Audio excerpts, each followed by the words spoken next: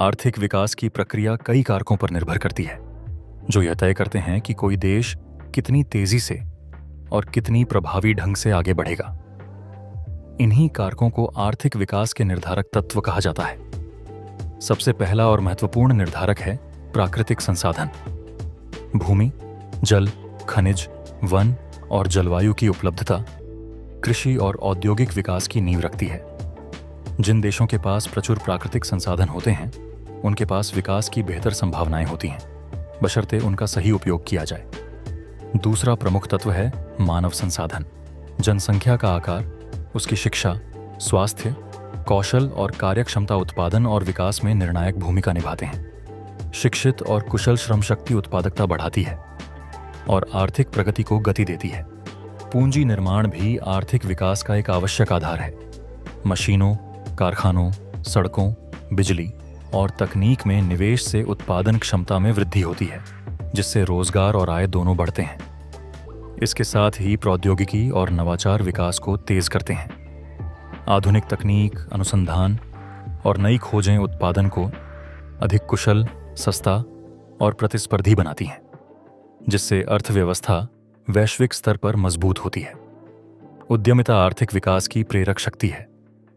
उद्यमी संसाधनों को संगठित करते हैं, जोखिम उठाते हैं और नए विचारों को व्यवहार में लाकर विकास को आगे बढ़ाते हैं। आर्थिक विकास में संस्थागत ढांचा भी अत्यंत महत्वपूर्ण है। प्रभावी संस्थाएं, सुशासन, कानून का शासन, संपत्ति अधिकारों की सुरक्षा और कम भ्रष्टाचार विकास के लिए अनुकूल वातावरण तैयार करते हैं। अवसंरचना, इंफ्रास्ट्रक्चर जैसे परिवहन, ऊर्जा, संचार, शिक्षा और स्वास्थ्य सुविधाएं आर्थिक गतिविधियों को सुचारू रूप से चलाने में मदद करती हैं। मजबूत अवसंरचना के बिना विकास संभव नहीं है। इसके अलावा बचत और निवेश दर भी विकास को प्रभावित करती है।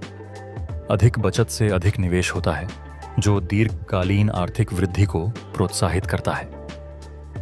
राजनीतिक स्थिरता और नीतिगत वातावरण निवेशकों का विश्वास बढ़ाते हैं। स्थिर सरकार और सुदृढ़ आर्थिक नीतियां घरेलू और विदेशी निवेश को आकर्षित करती हैं। सामाजिक और सांस्कृतिक कारक जैसे शिक्षा के प्रति दृष्टिकोण, कार्य संस्कृति, समानता और नवाचार की सोच भी विकास को दिशा देते हैं। बाह्य कारक जैसे अंतर्राष्ट्रीय व्यापार, विदेशी निवेश और वैश्विक बाजारों से जुड़ाव अर्थव्यवस्था के विस्तार में सहायक होते हैं।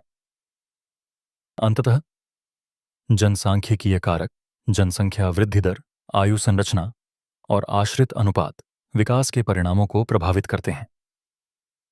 संक्षेप में कहा जाए तो आर्थिक विकास संसाधनों, मानव शक्ति, पूंजी, तकनीक, संस्थाओं और नीतियों के समन्वित प्रयास का परिणाम होता है। किसी देश की विचारधारा आर्थिक विकास प्रक्रिया को आकार देने में अत्यंत महत्वपूर्ण भूमिका निभाती है। विचारधारा से आशय उन विश्वासों और मूल्यों से है जो यह निर्धारित करते हैं कि समाज और अर्थव्यवस्था कैसे कार्य करेंगे।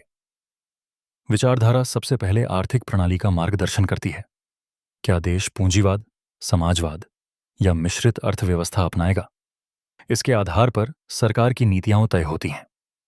यह सरकारी नीतियों को प्रभावित करती है, जैसे कर प्रणाली, सब्सिडी, व्यापार नीति, कल्याणकारी योजनाएं और निजीकरण। साथ ही यह तय करती है कि राज्य की भूमिका कितनी होगी, नियंत्रक, उत्पादक या केवल सुविधा प्रदान करने वाली।